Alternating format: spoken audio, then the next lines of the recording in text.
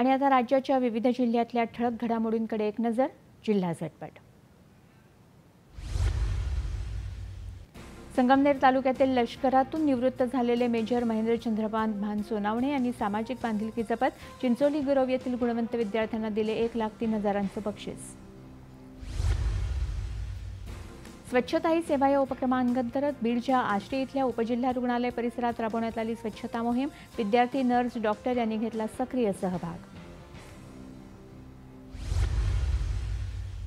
वाशिम जिल्ह्यातील भुली इथल्या ग्रामस्वच्छता महिला मंडळानं अयोध्येतील शर्यतीने राबवले स्वच्छता अभियान. स्वच्छतेचा संकल्प पूर्ण झाल्यानं सदस्यांनी व्यक्त केलं समाधान.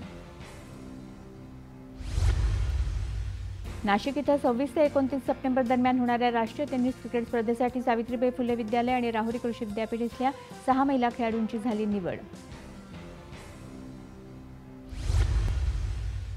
रायगडमध्ये आंबेनळी घाटात ढगफुटी सदृश पाऊस पडून डोंगरावरच्या लाल मातीचे ढिगारे रस्त्यावर, घाटातली वाहतूक बंद.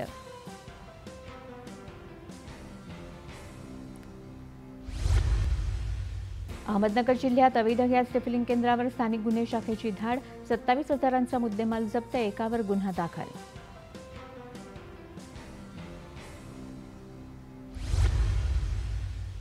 पालघर जिल्ह्यानं भूषवलं 19व्या कोकण परिक्षेत्रीय पोलीस कर्तव्य मेळाव्याचं यजमानपद.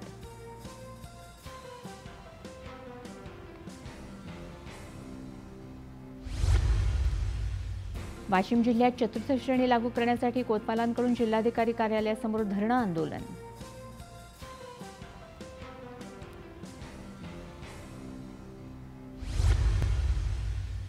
आणि जागतिक फार्मसी दिनानिमित्त अमरावतीत फार्मास्युटिकल असोसिएशनच्या वतीनं फार्मसी विद्यार्थ्यांची जनजागृती.